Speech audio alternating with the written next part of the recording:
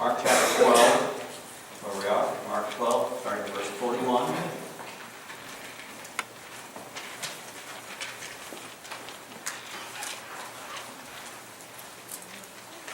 This is the last of the three messages that I've been preaching on giving.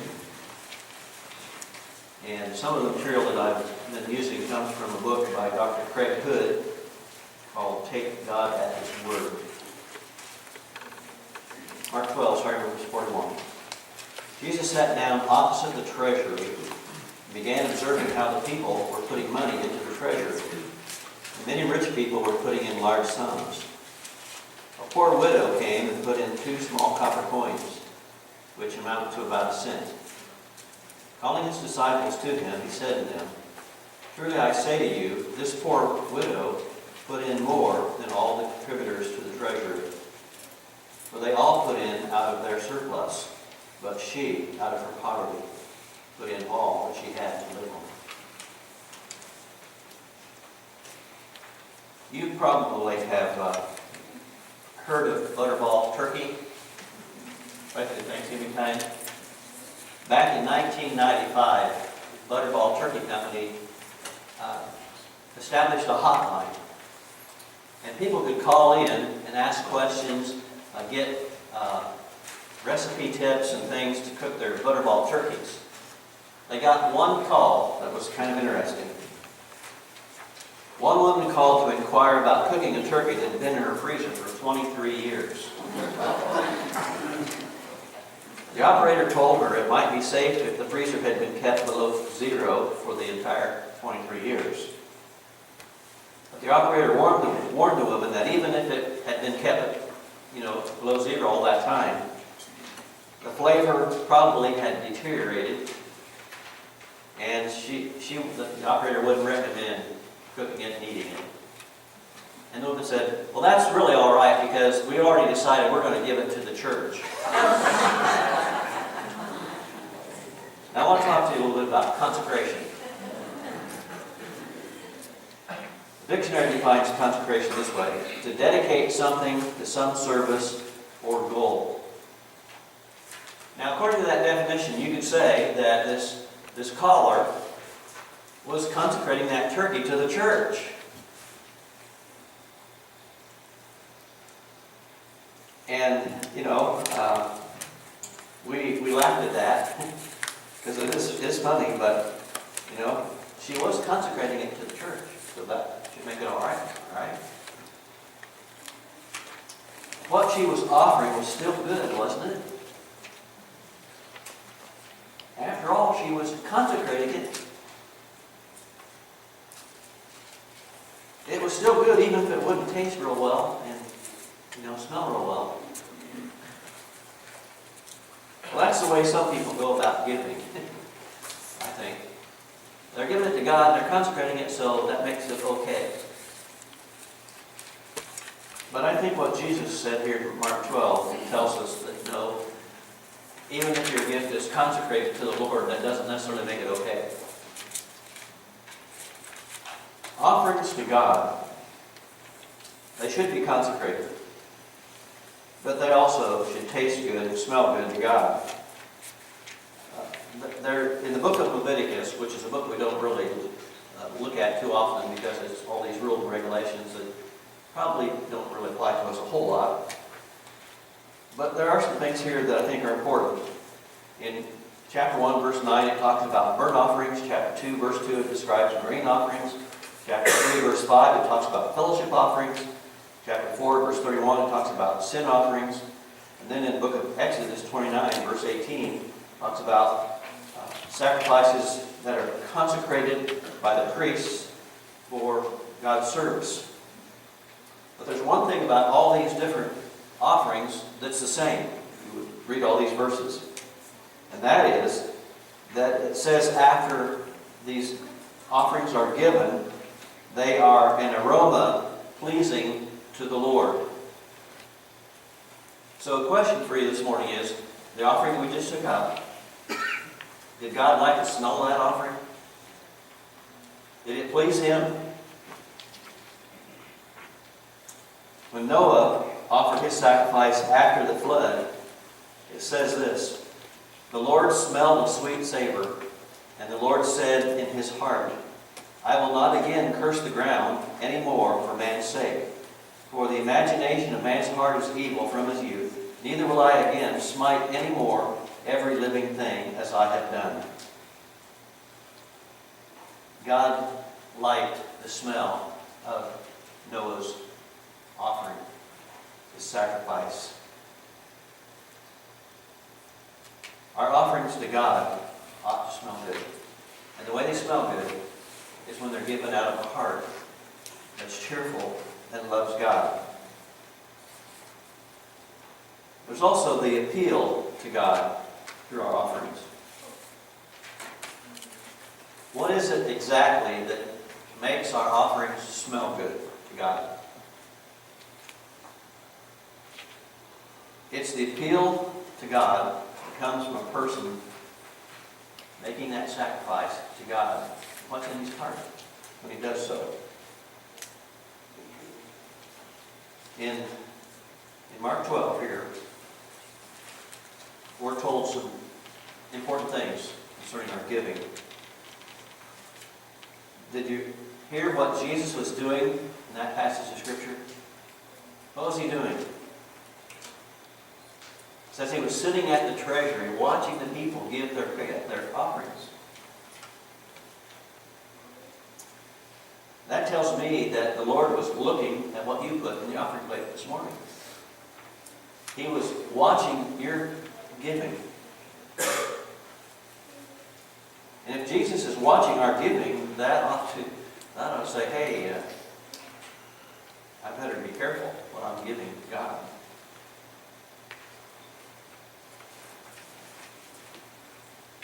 I don't know if I like that very much. That God's watching what I put in the offering plate. Because after all, this is my own business. It is, but yet it's God's business too. It's God's business that he knows what we are giving.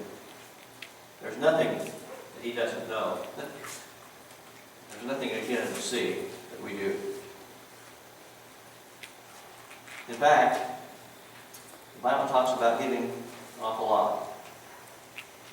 Let me give you just some weird numbers here to think about.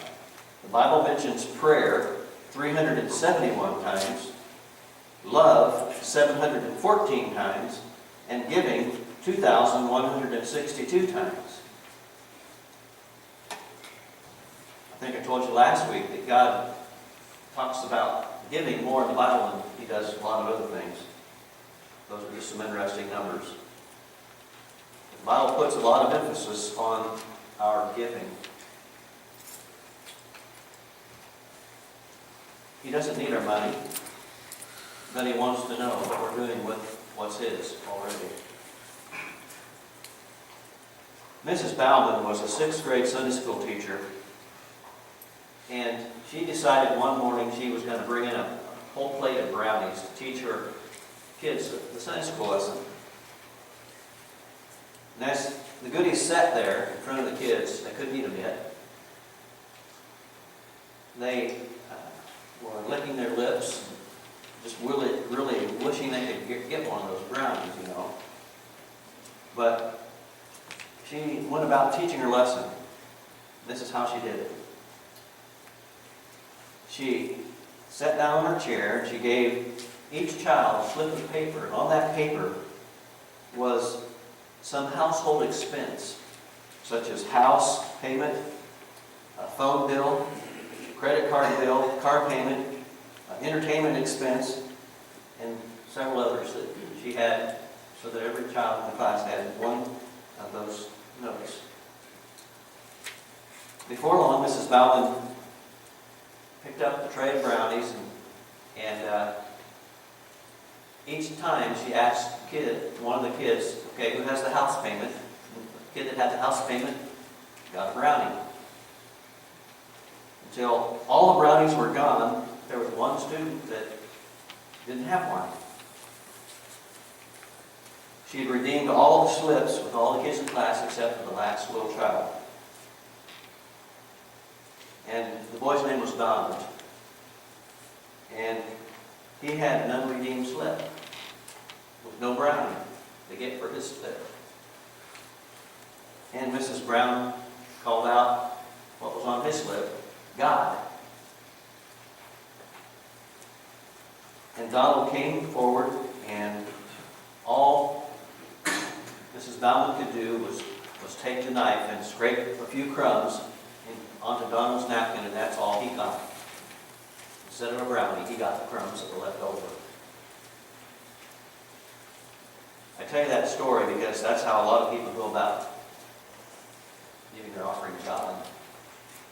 If there's anything left over, they'll put something in the offering plate when it goes by. Well, the point of Mrs. Bauman's lesson is this. She said, the brownies represent your money. If you don't give God his share first, sometimes there isn't anything left for God.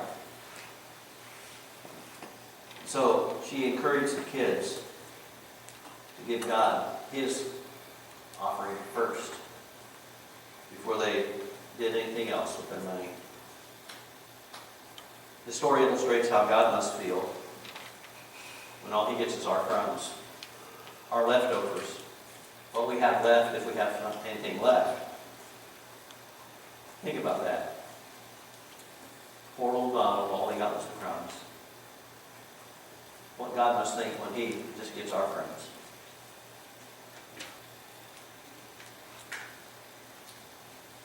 What pleases God in our giving? There's something else here in this Mark 12 passage. He actually tells us what pleases him. And this tells me how I ought to give so I can please him too. Jesus was more impressed with the widow than with the wealthy. Jesus is impressed by our quality, not necessarily our quantity. Jesus knows our hearts.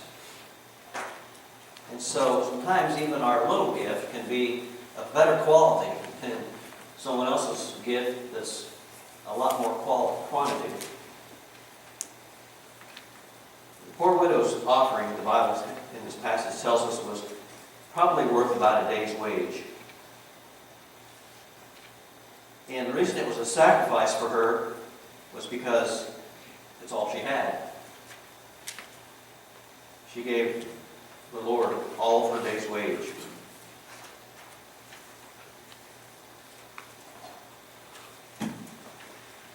In Genesis, Exodus, Leviticus, Numbers, all those passages that talk about offerings that were given to God says the same thing.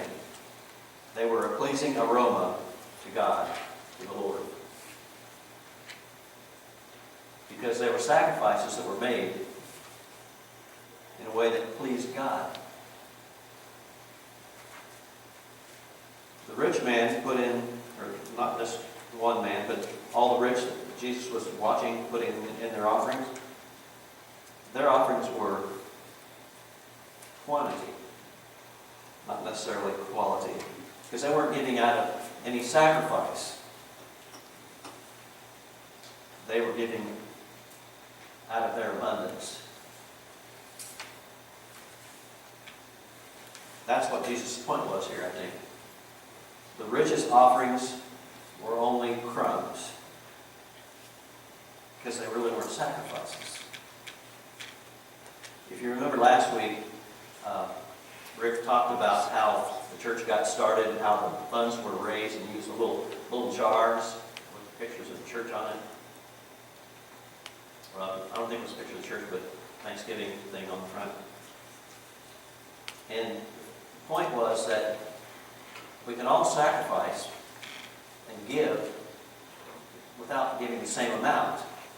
What's sacrificed for me may not be sacrificed for you. So the point was to sacrifice to give God the very best you can. And that's what Jesus was looking at here as he's standing there, sitting there, watching the people give as they pass by the treasury.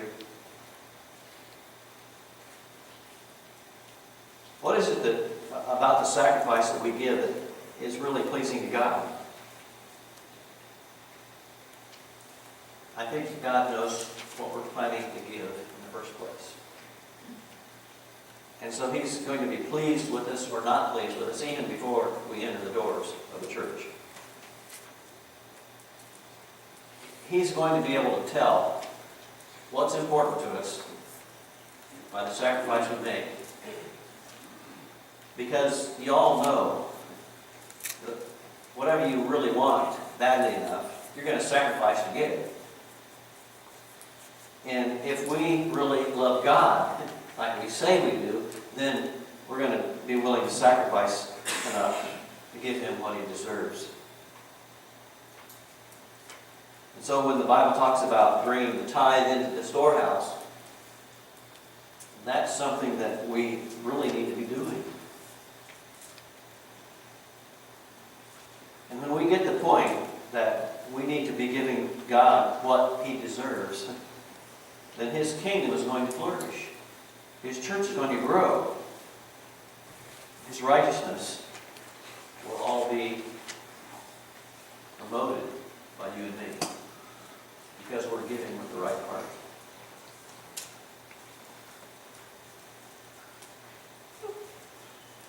God will give us power. He'll give us blessing.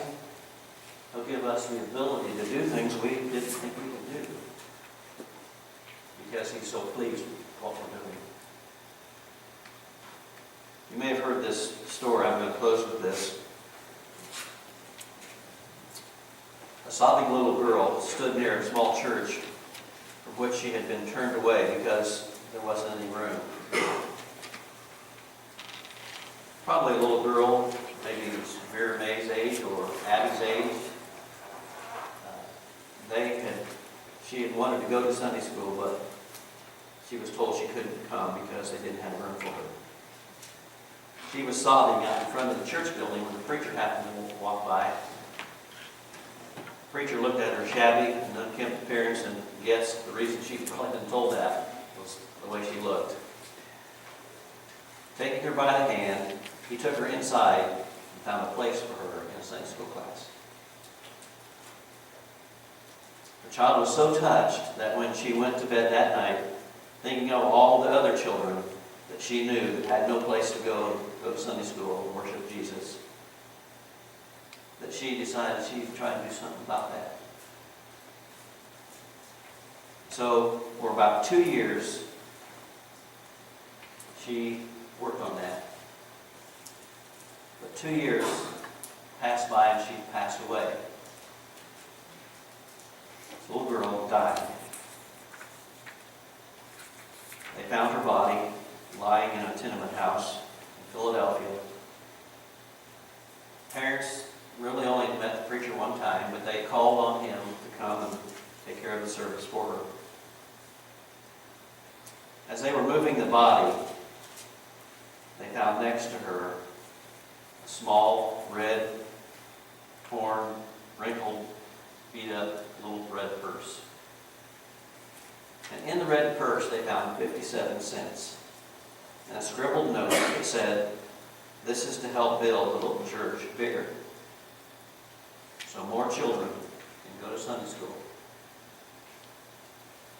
For 2 years, she had been saving 57 cents